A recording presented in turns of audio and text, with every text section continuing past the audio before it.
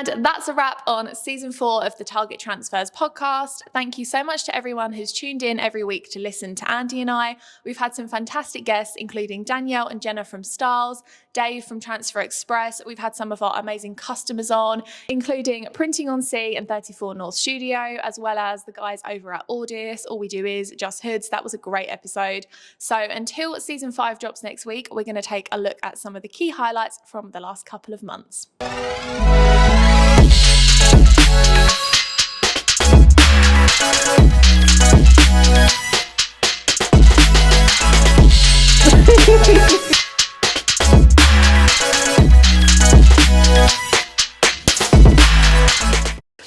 It's been a busy week for us here at Target. Yeah, really busy. We had the Bella Canvas launch event here, which was the first ever big event in our Heat Printing Innovation Centre here in Braintree. So it's really exciting. It was so good. We had the best day. It was very tiring. We did 2 sessions. But yeah, it was absolutely fantastic to have everyone in the Innovation Centre, have everyone together again. Obviously, it's been quite a few months since Printwear and Promotion, the last big trade show for our industry. We had San come down from Bella Canvas, who bought all of the new apparel. AWDIs joined us as well. Simon naturally came, who has been on the podcast before. And we had Beachfield as well, which was a very, very good mix, I think. Great to see their hats and their new bag range that they had as well for the show. Yes, yeah. Their stand was fantastic. Yeah. We're really delighted today to be joined by Dave from Transfer Express. Many of you will probably recognise him. I hope some of you have attended his webinars before. He's one of the leading educators in anywhere, not just in Stahls and for heat transfers, but for garment decorating in general. Makes me feel like a big deal. You are a big deal, you are. What's kind of the biggest trend that you're seeing going through Transfer Express at the moment? Ooh, the biggest trend. Well, we've seen kind of like, it's always been a big part of our business, but single color artwork. And with our screen printed transfers, it's been kind of the bread and butter that we've been helping decorators with for over 30 years now. And it seems like now, like simplistic, minimalistic graphics have been huge. And I mean, I don't want to say exclusively, because we've also seen this big kind of shift into digital transfers and full color artwork, or at least like gradients and kind of more in that like streetwear style that have been becoming increasingly popular. Of course, then with the single color stuff, with quality blanks is really where it's coming from.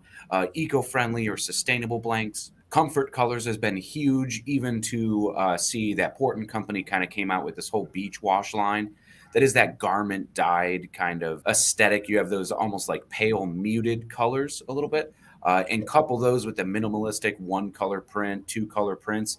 That's really what's been really, really big. You see it blow up on all the online marketplaces and Etsy and stuff like that. And even more people now selling on social media. You see a lot of that coming. So that's kind of been the trend that I've at least kept my finger on the pulse. And then, of course, tie-dye. Tie-dye's been huge the past year, maybe year and a half, and it seems like it's not going to stop, with more suppliers than ever offering tie-dye or the crystal dye, garment dyed, and that like kind of like texture. Okay, so one of the things I wanted to ask you about, Dave, I know that obviously Ultra Color Max is something that's launched about 6 months ago, probably, I think, Transfer Express, give or take, wasn't it? Mm-hmm. And it's relatively new in the UK, so it's only been here a couple of months. But I was hoping you could share a couple of examples of successes you've seen already from customers that have started to use this product. And now, what I absolutely love for it, and it is this whole kind of direct-to-film revolution, is really opening the doors to allow people who have otherwise been intimidated. I mean, when you talk about the entire heat transfer apparel decorating landscape, it can get very confusing. There's tons of different options, and of course, the screen print transfers I absolutely love to really emulate that look and feel of screen printing. But if you're coming new to the industry and you're not used to color counting or paying, more per color per ink that you're using in your design, and then you're really eroding any profit margins right off the bat. And usually, typically, you'll see minimum quantities, and that's really where the Ultra Color Max direct to film transfers just really come in for the win. They're so simple and easy to use that the hot peel on them is like effortless. I love our screen printed transfers for their easy hot peel, but the direct to film transfers kind of just really take it that one step up. but they are that low barrier of entry, and they're getting so many people comfortable with using heat transfers to profit with their business. Because that's another thing, is just the simplicity of the pricing, simplicity of ordering, and just the availability to do jobs that otherwise you would turn away. And today we'll be delighted to be joined by Adam and Adam from Printing on Sea, Great Holland in Essex. Thank you for inviting us. I always liked the idea of being able to personalise a t-shirt with whatever I wanted. When I moved to Frinton, we had a little money left over from my house sale, and I thought, why not just invest it in just a heat press and a cutter, and just do vinyl only, like single colour, and just go from there. And literally just exploded, because I didn't realise that there was hardly any people in our area that do it. So everyone was having to go quite far out to places like Colchester, Braintree, and they're like a good half hour, 40-minute drive. People wanted someone local that they could drive to, pick stuff up and order and things like that. So we hit upon a niche accidentally, really. So when you first got started, what was sort of some of the biggest lessons that you learned, some of the biggest mistakes that you that was perhaps a defining moment for you? That's it, it's okay to cry. Yeah, I had a few tears. Been a lot of tears. Yeah.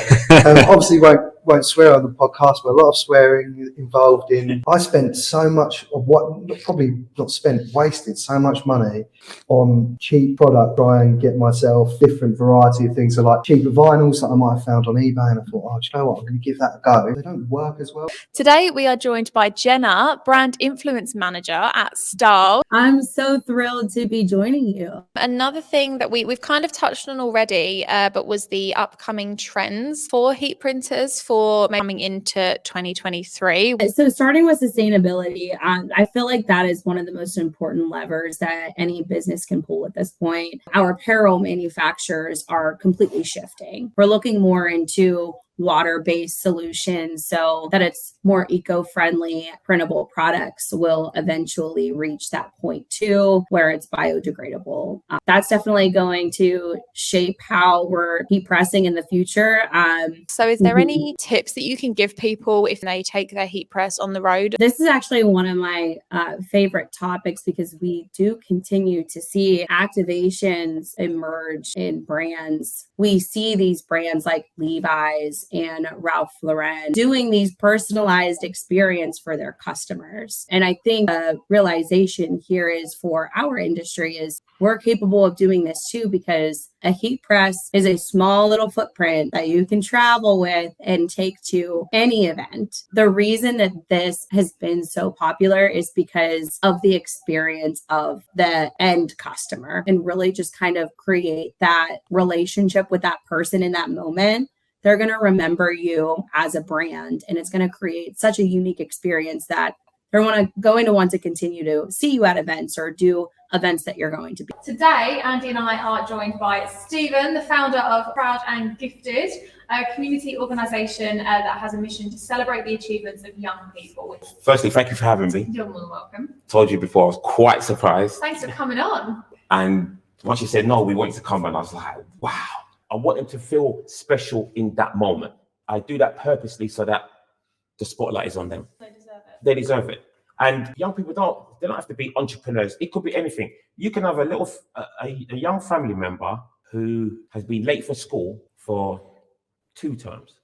Third time, for some odd reason, they've turned it around. That's something to celebrate.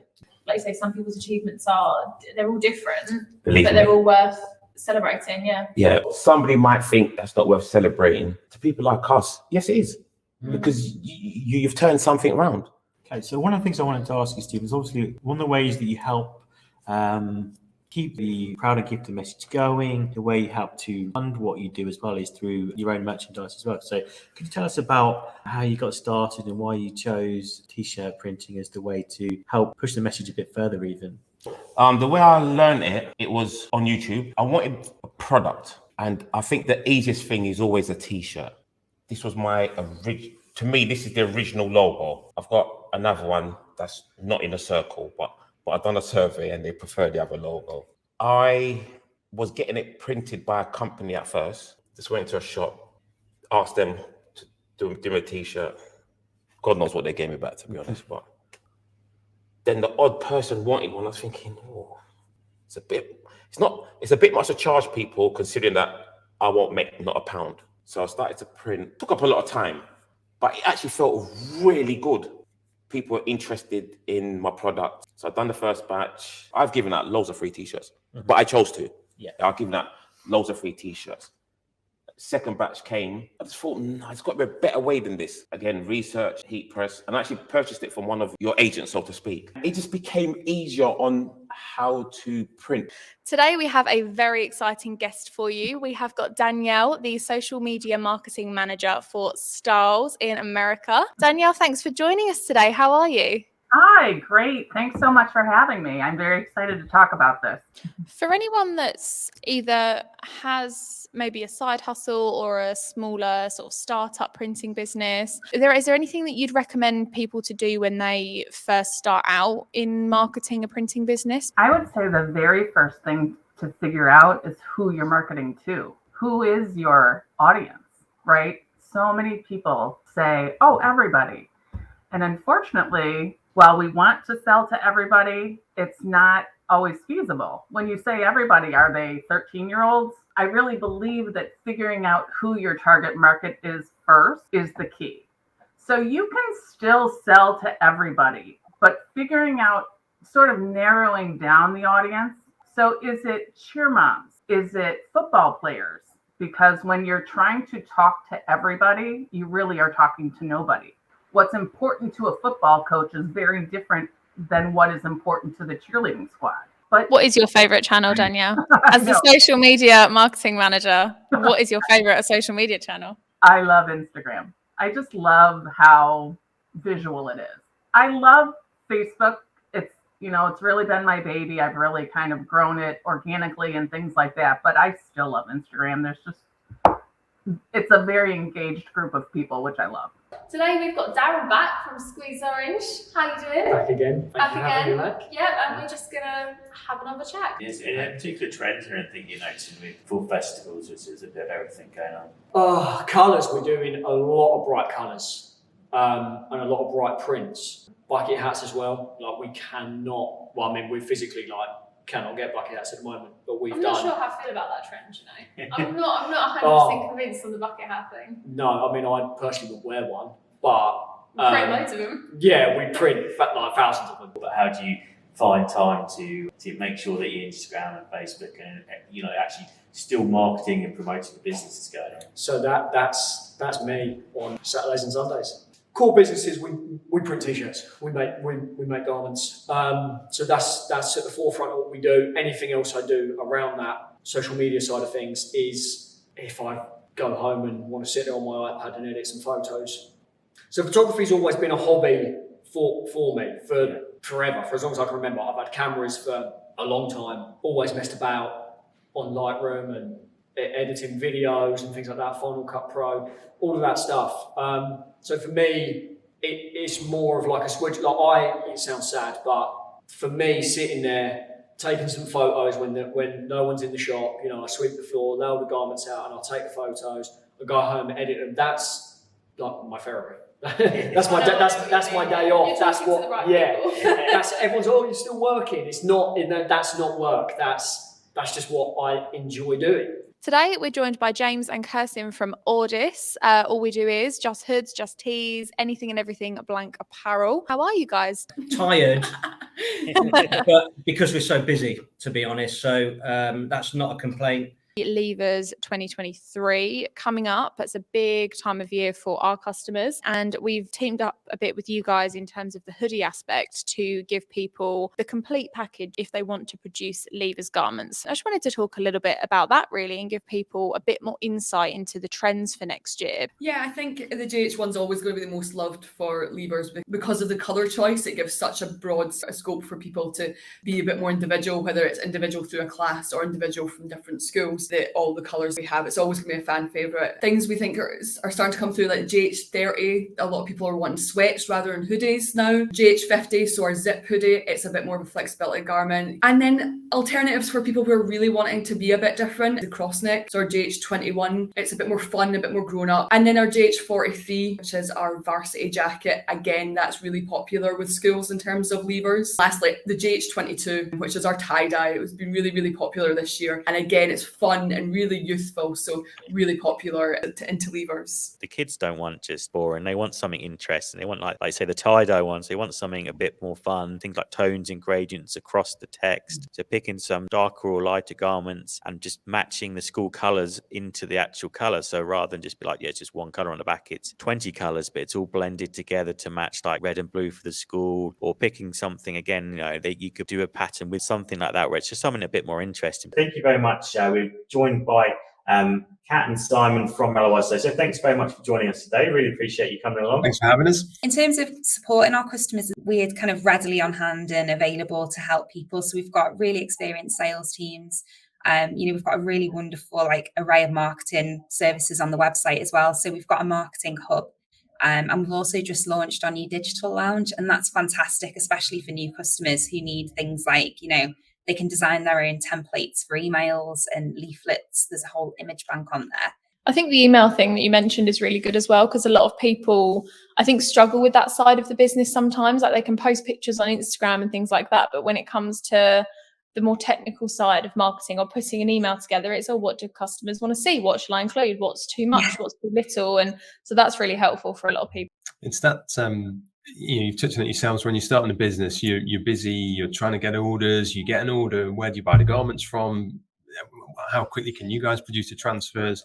So we sort of see, certainly for newer businesses and some more established as well, being the marketing arm, being the ideas arm, being the PR arm. And if we can help our customers to promote their business and their products, what's good for them is good for us. So we feel like we're in it with them. It's not just a transaction for us, it's more of a relational sale. Thanks for listening, everyone. Target Transfers Season 5, Episode 1 drops on Thursday, the 24th of November at 11:30 a.m. It's available on YouTube, Apple, Spotify, and all of your favourite streaming platforms. But until then, make sure you subscribe, and we'll see you next week.